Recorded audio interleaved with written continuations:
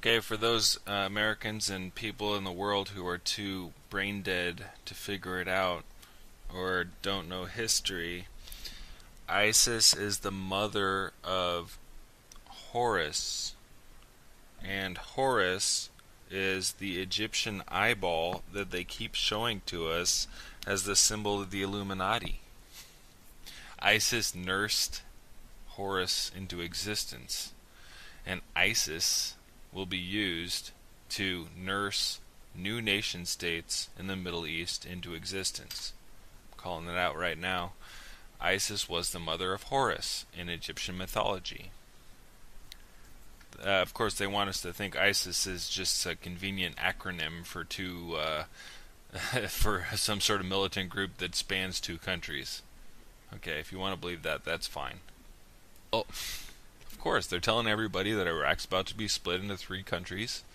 They didn't come out and say it, but that's exactly what they meant. And this whole ISIS thing, this ISIS, the militants of Islamic State of Iraq and Syria. ISIS. What's ISIS? ISIS, that's Egyptian god, isn't it? I think it's a little too coincidental that this acronym happens. The Islamic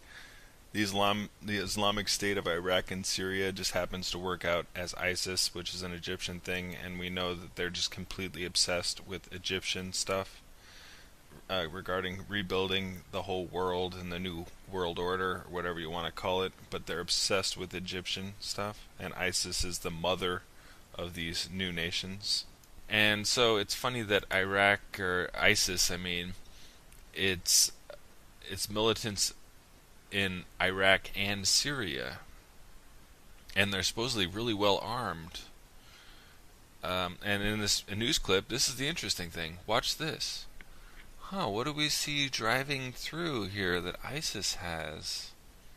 Oh, yeah, American Humvees, state of the art, millions of dollars in American Humvees driving towards the camera here, just like what we saw in Libya right before it totally fell.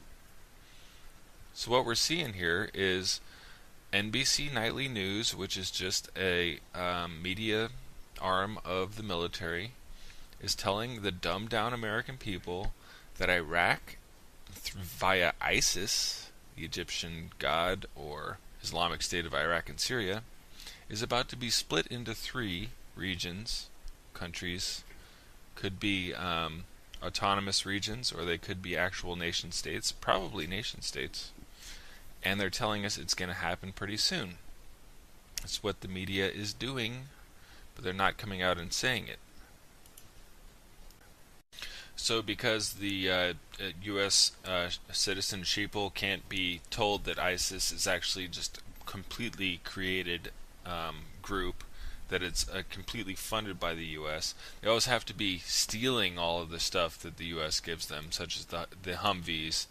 And get this article, Washington Post, ISIS just stole $425 million, Iraqi governor says, and became the world's richest terrorist group. What are the odds? Wow, they just stole $500 million just like that. Man, I wish I knew how to do that. The many stunning revelations, the wreckage of Mosul on Wednesday, blah blah blah, extremely rich, $425 million ISIS, they got all of our Humvees and all of our equipment. It's such a fucking joke. I mean, come on. $425 million they just stole, became the richest? No, they stole it, that's for sure. They stole it from us, the U.S. taxpayer. We got bent over, and our government sent $425 million or did some little back deal.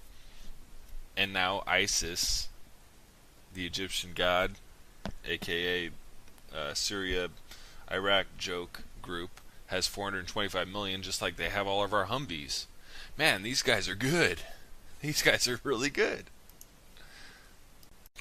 Okay, so here's going to be the news clip, but when you're watching this, understand that they're acting like ISIS is some sort of an enemy force, when in reality ISIS is bought and paid for and completely created by the United States and NATO. And also watch how they just act like they're subtly saying that, oh yeah, Iraq's not successful because it's in these three ethnic regions, when in reality what they're saying is, or what they're laying subliminally is, that they're about to split Iraq into three different countries, and they're going to use ISIS as an excuse to do so. And ISIS will inevitably spread into Syria as well, and will be an excuse used to finally take out Bashar al-Assad. Overseas now, government forces in Iraq today launched an assault against ISIS militants holding the city of Tikrit, while clashes south of Baghdad reportedly killed dozens on both sides. All this on the anniversary of another war. Good evening, Lester. The fighting is especially heavy in Tikrit, and for the first time, the government is reportedly making progress. Lester, a lot of people see what's happening right now in this region as fundamentally complicated. And it is. But to understand it, you need to understand something about World War I. Many of the nations in the Middle East are creations of World War I. Their borders drawn by Europeans during World War I, and they were drawn badly. And we're seeing the consequences of that in the conflicts right now. Terrorists taking over parts of the country. Baghdad in lockdown. The country in danger of splitting apart as a religious war spreads like a plague. In many ways, it all traces directly back to the shot heard round the world, the murders carved up by Britain and France, who drew new borders with little regard for old ethnic and religious divisions. What is now Iraq was created from three Ottoman provinces, one Shiite, one Sunni, one Kurdish, the same regions that are now breaking apart. What is now Syria is just a shadow of what it was under the Ottoman Empire. It was carved up too. So quick pause here. It's important to note that they say these regions were drawn really poorly, and then they mention that they're now breaking apart. So you can bet your bottom dollar that they are about to split these into three different countries. Continuing on here. The Sunni militant group ISIS is now fighting to recombine those areas under its command. Instability that has its roots in another war a century ago. The Middle East is violently reverting to what it was before. The map Europeans drew for the Middle East 100 years ago is fading, and a much older system of ethnic and religious divisions is returning. So anyway, this is just kind of a video pointing out how ISIS is a complete creation of the West. It's just a little too coincidental. They suddenly have a lot of our Humvees. They just captured them, quote unquote, and they happen to be from Iraq and Syria, two different countries that we have a vested interest in militarily attacking, and that they're suddenly driving our Humvees around. Whenever you see that happening, you know that they didn't capture them, quote unquote. They didn't capture them. We don't just have our Humvees sitting around. It's like, oh, they got captured. No, we gave them to them. And it's a lot easier just to say that they captured them, and they keep capturing all these weapons, and they keep capturing all the flags and the special uniforms and et cetera, et cetera, et cetera, then we gave it to them. Because this is where all our tax money is going. It's going to paying all these militias and all these fake little groups and calling them freedom fighters or terrorists or whatever, and it's about controlling both sides of the conflict and getting what you ultimately want, which is the division of Iraq into three countries and the overthrow of Bashar al-Assad in Syria. And that's exactly what's going to happen. I'm calling it out. Iraq will be in three different countries within a year or year and a half at most.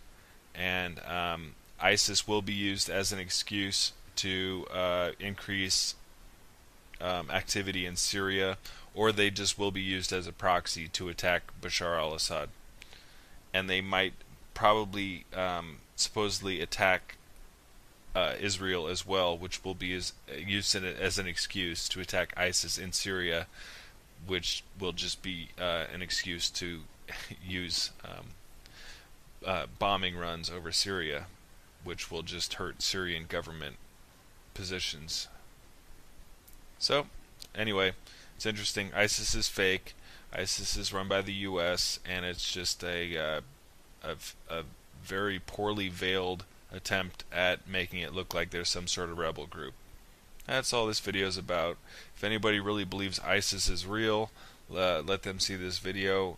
They're fake. They're totally U.S. proxy. They're backed by us. They were created by us, and it has an Egyptian background, which is just another little thinly veiled New World Order attempt at tongue-in-cheek joke.